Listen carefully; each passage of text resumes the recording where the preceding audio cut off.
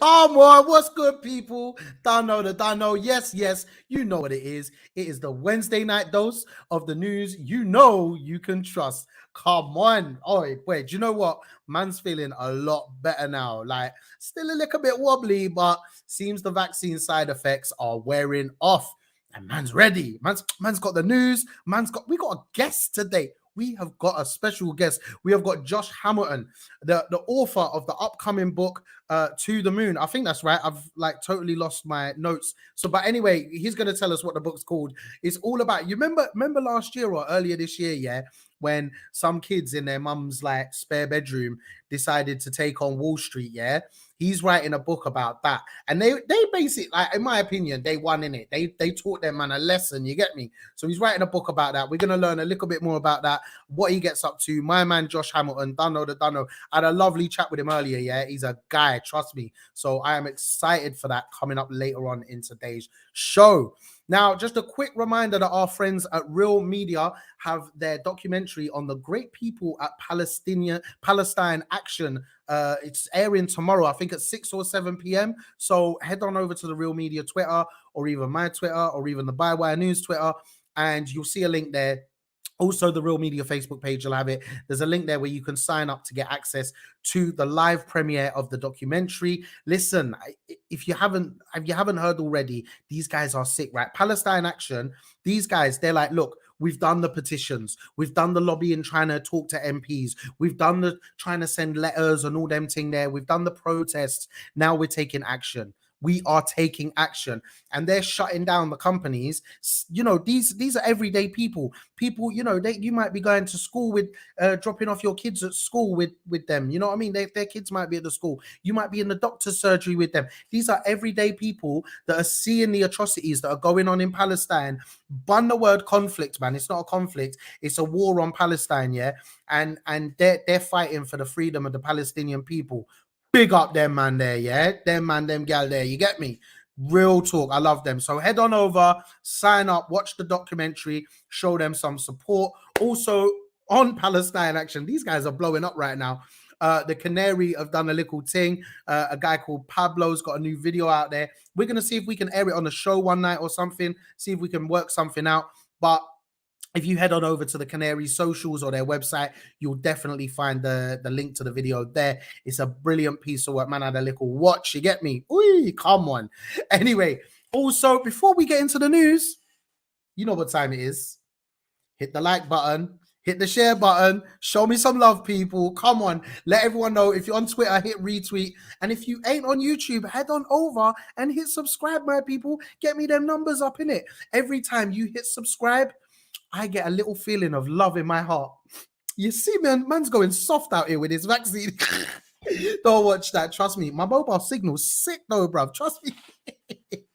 Oh, man. I'll bust jokes all day on them ones. You know this. But yes, come on. It is on the Bywire News. Check out our website if you haven't already. It is so sick. As I said yesterday, the team work round the clock to bring you up to date and the best of the news that you know you can trust. Easy. Yeah. Now, straight into our independent media partners. Oof. Before we do, though, make sure you hit that like button. Show me some. Come on. Over to Bristol. Yeah, it's the man them and the gal them at the Bristol Cable. BAME hospital staff have been told to use easier to pronounce Western names, which has been found out by a watchdog. Now, this boy, do you know what? Yeah, I remember, like, I'll tell you a little story. You know, man loves a little story. My mumsy, she came over to the UK to work in the NHS from Mauritius, right? And her name was Pramila. Like, I'm British, like I was born in England. Like, to me, it's an easy name anyway. And she had to change her name to Rani because people couldn't pronounce Pramila, or they couldn't read it on the paperwork and that. To Rani. And even still, they got that wrong. Like, Rani, what's hard about Rani? I don't get this stuff. Like, if someone's name is hard to pronounce for you, yeah, instead of like making a fool out of yourself, because really you're making a fool out of yourself, yeah, why not just say to them, innit?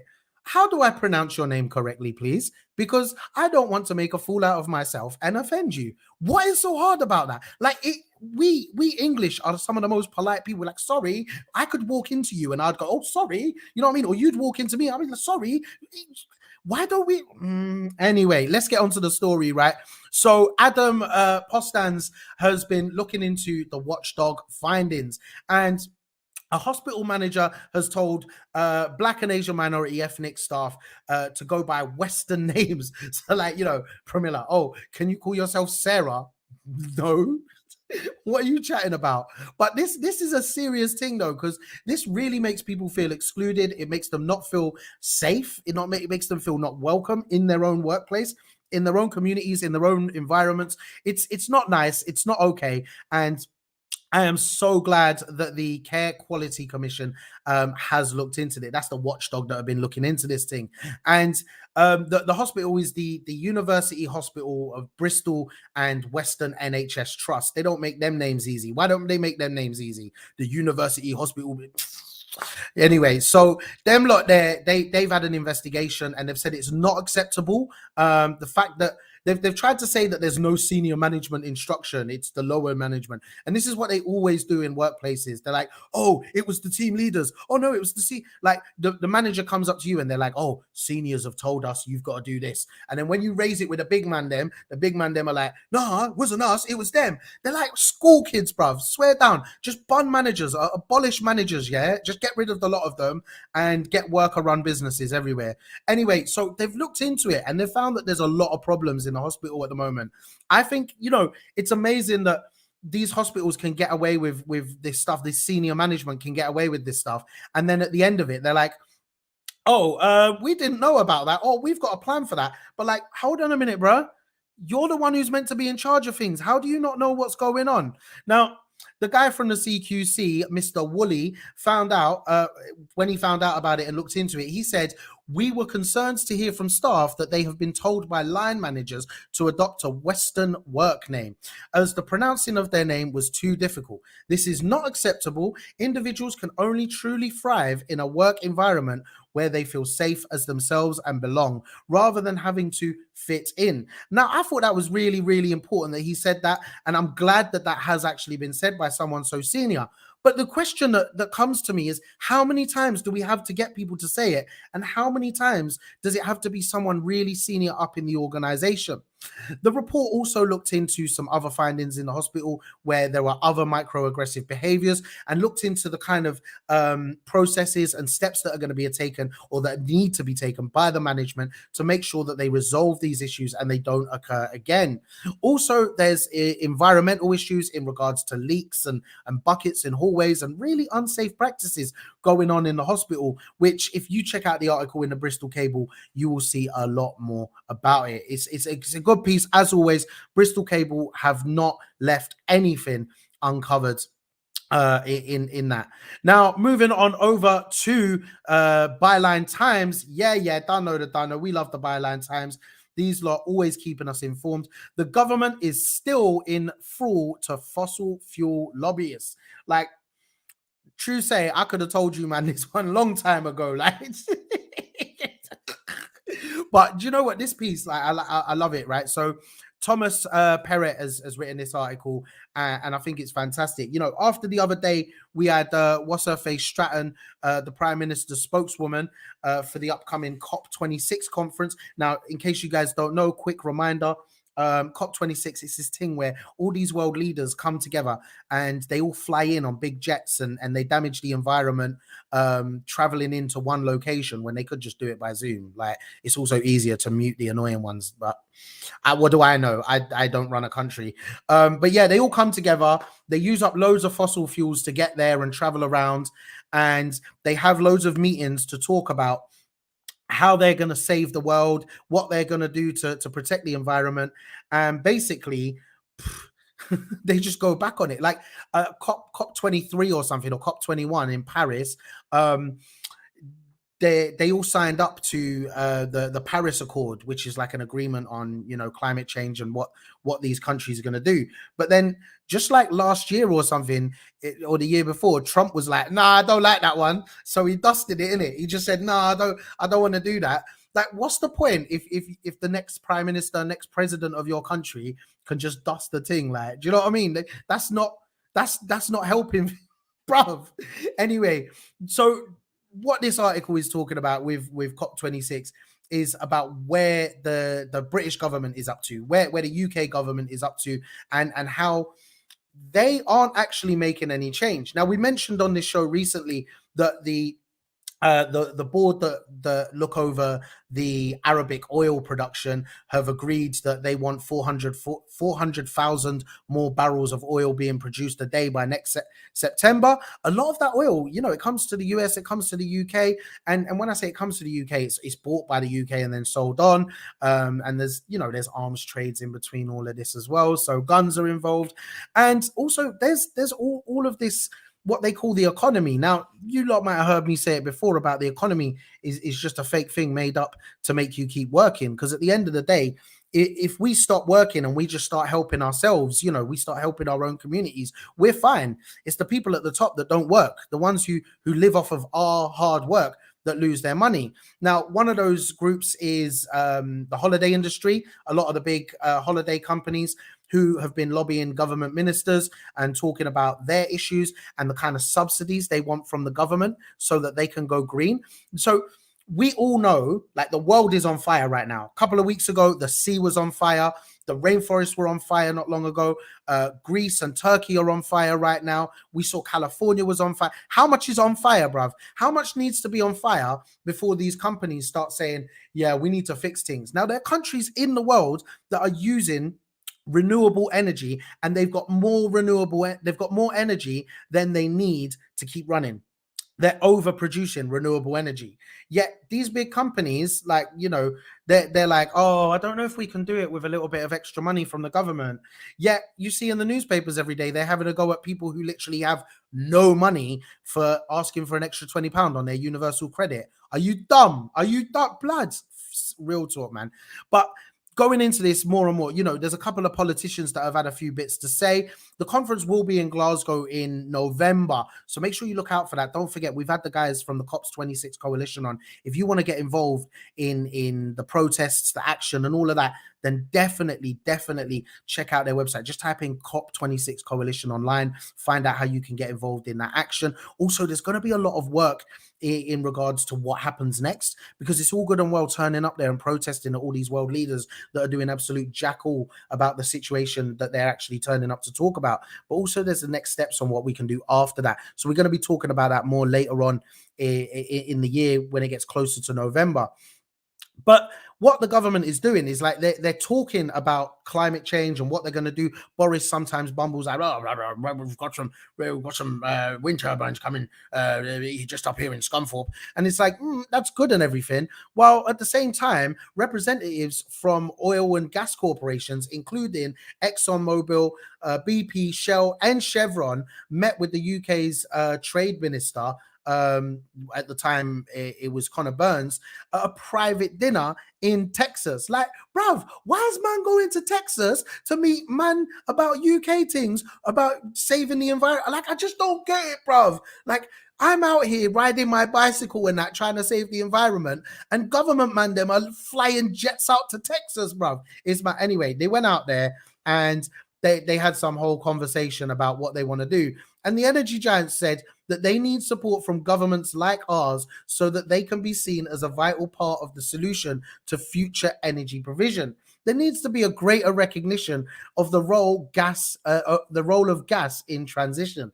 Like, these man, they don't care. They are taking the piss out of us and you, everyone. They are taking the piss. They're like, oh, we know the world's burning, but we need more money. Oh no. So we can fly into space and run away and hide in some space station while the world is burning. Nah, bro. Do you know what we need to do? We need to take a leaf out of Palestine Action's book, innit, and start shutting these blood. I'm gonna start swearing too much for YouTube now. You get me? It is crazy. But On a level though, big up Thomas for covering this in the Byline Times. It is a fantastic article, goes into detail and explains exactly the hypocrisy that is going on with our government at the moment and around climate change and with the upcoming COP26. Obviously, don't know, guys, before I hit on to the next story, show me some love, man. Hit the like button, hit the share button, hit the retweet. And if you ain't already, hit the subscribe, because we bringing you the news you can trust. So over to the Ferret. We ain't spoke to these guys in a little while, so we got to show some love to the Scots. Big up the Scots, big up the Ferret, who have done an impressive investigation into 102 GP practices that have shared patient information with a data lock project. Now, we spoke recently about the UK government looking at doing this with the NHS, sharing information. Now, this is scary. So brace yourselves before we get into this one. It is scary. Now, what's happened is that there's information that's shared by GPs that includes records containing people's age, their sex, their ethnicity, their diagnosis, treatments, frequency of visits, referrals to other services, even in some cases, some of their COVID information. And that what's basically happened, to give you a proper overview of it, is that anytime any company has your data, they have to use a form which is a DPIA. It's a data privacy impact assessment, to say what the impact of them using your data and sharing your data will be. And basically, this doesn't seem to exist. 1 minute there is one, and the next minute it's in draft, and the next minute there isn't one, and the next minute there's another one. And they're sharing the data with the University of Edinburgh at the moment. And the University of Edinburgh have one on their website that doesn't actually cover exactly what's going on. Now, there's a lot of money involved in this. There's like 63 million pounds been handed over for some data, and then some extra money. Also, the professor that's involved in this seems to have gotten a lot of money from some private companies that also are very interested in this data. Now, to be fair, he got the money for speaking at their events. Now, I go to loads of rallies and events and protests, and I speak and I never get no money. But in this world, these guys get cheddar, bro. Oh my days. And it is scary what they're doing. Now, the Information Commissioner's Office, they're the people who are meant to like look into these things and say, yeah, you've been bad. You owe this much money to these people. The people whose data gets used never get access to that money, but it is what it is. But what I love about the Ferret is they've gone into detail. They've listed all of the practices. There's 11 pages on there of all of the practices that have been sharing the data. And there's information on what you can do and also exactly what's next in this investigation. I think it's fantastic that the Ferret are doing this.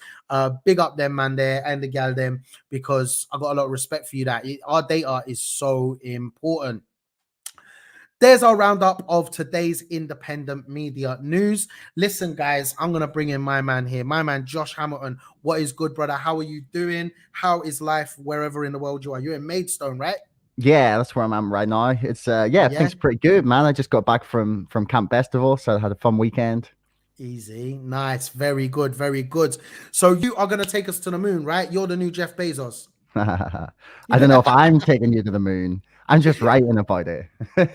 Boy, do you know what? We had a little chat earlier, obviously, and I'm getting into the crypto, right? And one thing I've learned is that crypto is definitely a long haul game, right? So cryptocurrency is a long haul game. You don't mess around. But what happened with GameStop, which your book that you're talking about, that was like a couple of days, really, wasn't it? Like, can you just explain what crypto is very quickly, and then exactly like what happened with this whole GameStop saga? So like GameStop is the company itself. So what happened wasn't people buying cryptocurrency, although there's that comes in later in the story. But GameStop was essentially in 30 seconds, a whole bunch of people on the internet spotted that a handful of hedge funds had made some really reckless bets that GameStop as a company would go under. And the people on the internet essentially tried to call their bluff by buying loads and loads and loads of the stock. And like you said, the end of January, the price ran up to $480.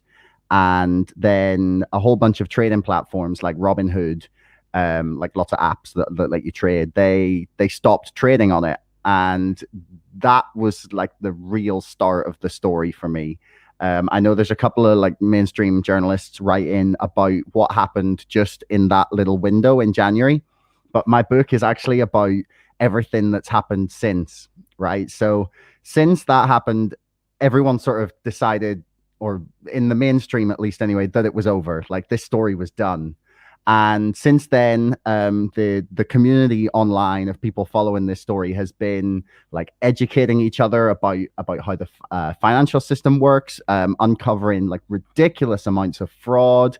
They've brought in experts, like absolute like world beating experts. They've moved from like one subreddit to the next, to the next, to the next, split and dived as they've like been convinced that each forum that they move to is then eventually compromised. And it's either the greatest story of the internet hive mind figuring something out that's going to completely destroy and collapse the financial system as we know it, or it's a bunch of idiots on the internet who are basically doing like QAnon for finance. I tend to be in the camp that believes that they might have figured out something really incredible. But either way, I'm finding it to be like the most fascinating story, because it's not over. That, you know, people are still buying more and more and more of the stock, and waiting for the hedge funds that they claim have not covered their very reckless bets to fall apart. So the story's been ongoing since January. Like January was just the very beginning of it. That's when everything kicked off. Yeah. So like what excites me about this is that basically like to you know, man them on the road them like myself, Wall Street is like, well, I'm never gonna go Wall Street, bruv. I don't know what them man do. I only see it in the movies, innit? Yeah. But like this was everyday people that were, excuse me, there's a fly here. This is everyday people that were able to just like take on the big boys in Wall Street, right? And a lot of people were in a lockdown at that time as well. So like, you know, literally sitting in their rooms like boom, boom, boom, boom.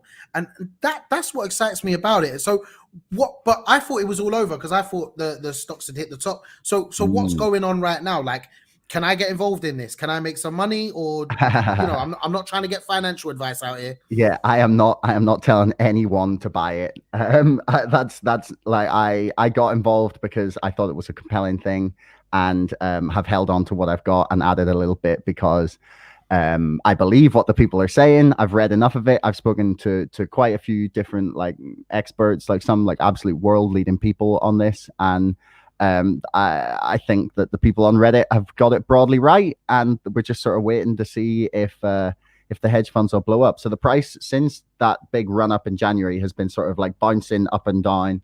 We had it go the whole way back up to 350 at one point in March and then collapse again. And there's a lot of accusations of really illegal practices being used to like hide the positions that the hedge funds have bought. There's people accusing them of price manipulation, of using like different financial mechanisms to like, yeah, basically create like a shroud of darkness under which they can sort of switch things around and yeah, do things in the shadows and not kind of be transparent about it, and then therefore get away with quite a lot of illegal activity. And it's honestly really, really heartening to watch. Like I said, the community of people who are following this, like, educate each other. Like when I started looking at this at the end of January, I had no clue, like none whatsoever, like what any of the terms they were using. Like they're talking about things like naked short selling and dark pool trading. And like, I had no idea what any of these things meant. I get drawn in by the memes. Like the memes were incredible. Like the memes get a whole chapter in the book because they're that good. But like since then, it's been amazing to watch like the level of both like encouragement that the community is giving each other, and like education, like people trying to ask like genuine questions or giving answers, like people posting like 10-15 page long like technical analysis things of what's happening in the market and like what this means and what they think this means, and then there'll be like high level discussions underneath, and then all of it's mixed in with just complete shit posts of the most ridiculous and hilarious memes you've ever seen. It's such a brilliant mix. I think And everyone loves yeah. memes. I've got a WhatsApp group just for memes, and I'm very strict in there, right? If anyone starts talking like they're not posting memes, I tell them off and I say to them, no, only memes. You've got to communicate in memes.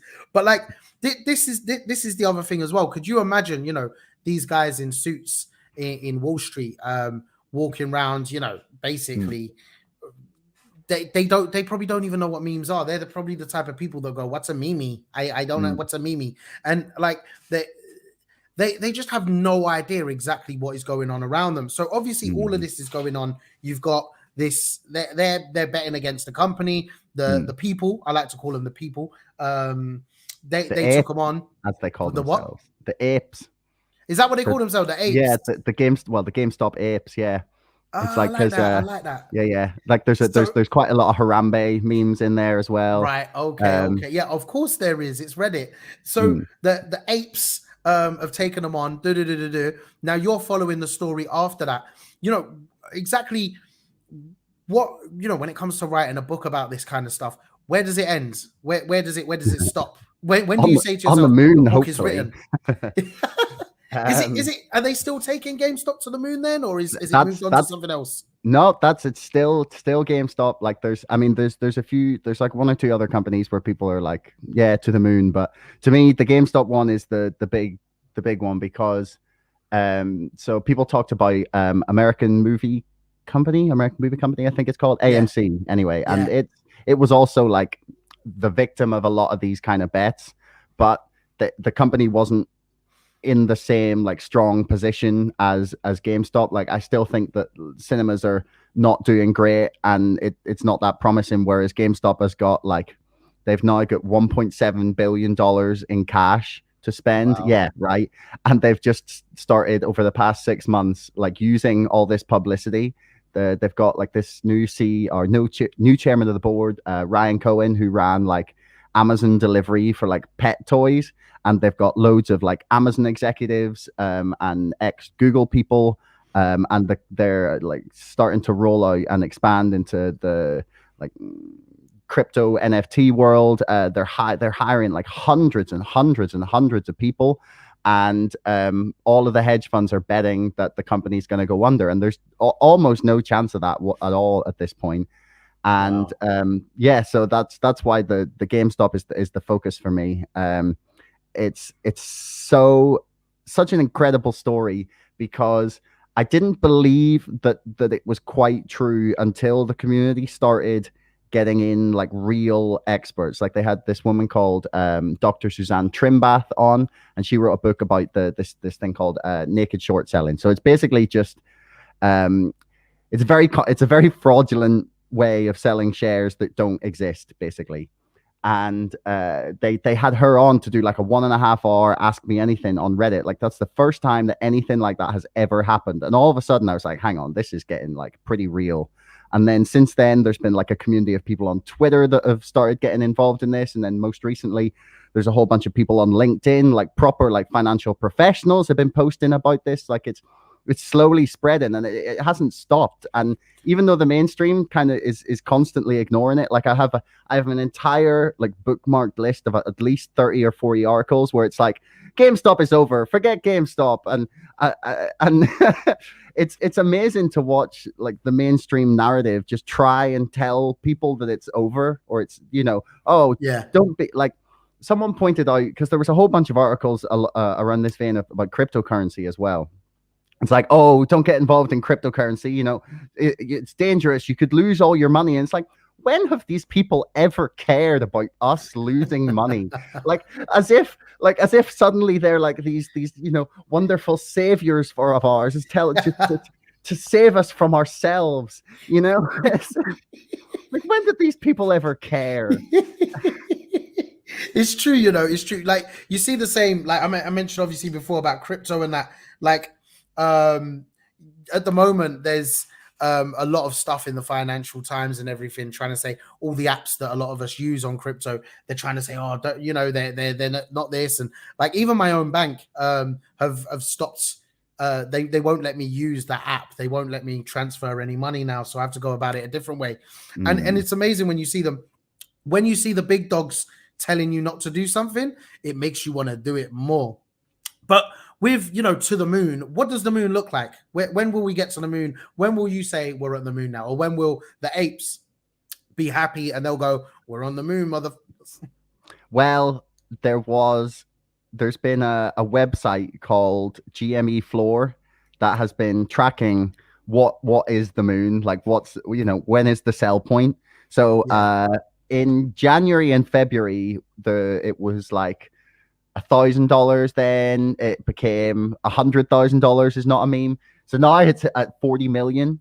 Now, obviously, I think that's a bit ridiculous. That's not going to happen. There's too many shares in circulation, and that would add up to more money than exists in the world.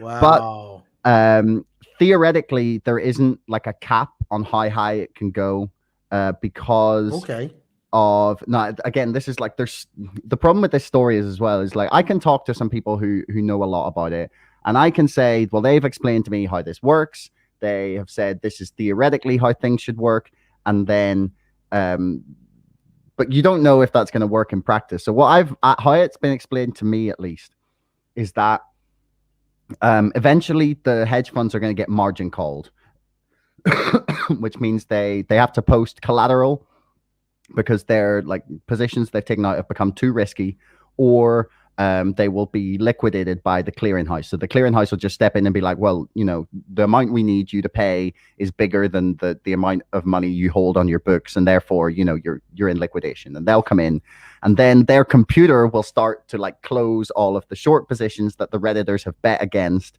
at which point, theoretically, the price should start to skyrocket because they have to close all the positions, which is, if you believe Reddit, it's anything between 2 and 10 times as many shares as should exist of the company. But no one knows how many shares are in circulation because, you're not really able to get that data. The only person who knows theoretically is Ryan Cohen, the chairman of the board. And there has been like suggestions and hints and a lot of rumors that GameStop are going to issue this thing called an NFT dividend, which is basically like, do you know what an NFT is? It's a non-fungible token. So it's basically just like a digital contract that says this thing exists and it can't be replicated, right? So normally when you give a dividend out, you pay money to all the shareholders, right? But GameStop might theoretically, and if rumor is true, they do want to find out how many shareholders actually exist, and therefore they might create like a finite number of these NFTs to hand out, and then it would expose how many extra shares had been created and sold, like, well, synthetically or counterfeit or however you want to describe it. So there's rumors that might be coming, and that might be the thing that exposes what's happened. But there's also like lawsuits pending, and there's so many things that might happen. It's very difficult to tell. But the SEC have just in the last day or two said that they are looking. That the GameStop situation and investigation is like dominating a lot of their time at the minute, and they had asked for a lot of information from GameStop, the company, about 3 or 4 weeks ago. So there's definitely things happening behind the scenes. And yeah, I'm talking to a couple of people about sort of more confidential things, but it's progress is slow trying to get some of this information because obviously there's a lot of money riding on it. So basically, when the people, the apes, take on the monsters, Wall Street, they will do everything in their power to stop the people, the apes. And also what we start to realize as time goes on is that earlier on, I said it actually, I said that the economy is a myth. I just think that the economy is made up to keep us working, keep the workers in our positions where capitalism wants us to be. And that's the same with the stock market by the sounds of it to me. What's going on here is it is a manipulation of a lot of money to control companies and keep the rich rich while keeping the poor poor. And that's what you're proving in this book that you're about to write, right? Yeah. Well, I'm halfway through writing it.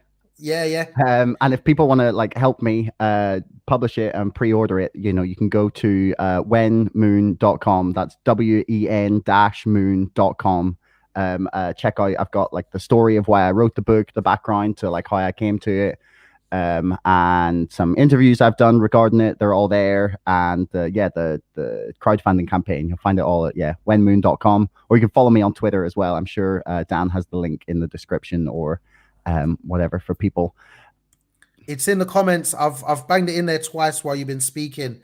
And there's a lot of love there. Another space nut is definitely excited for your book, I believe. So very, very good. Aaron. Big up, Aaron. Listen, big up all the viewers, man.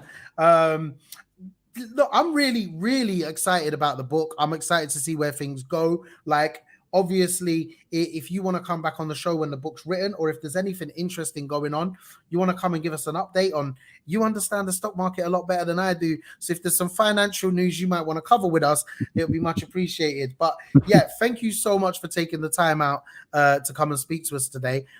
Like I said, I'm really excited about the book. So I've shared the link a couple of times. Let us know when we need to retweet anything. All the best to you and your work. Thanks, Josh. Thanks very much, man. See you soon. Boy, do you know what? Yeah, it's mad the way the economy and all these money things. Yeah, they're just fucking with us. Honestly, like that's why I'm here.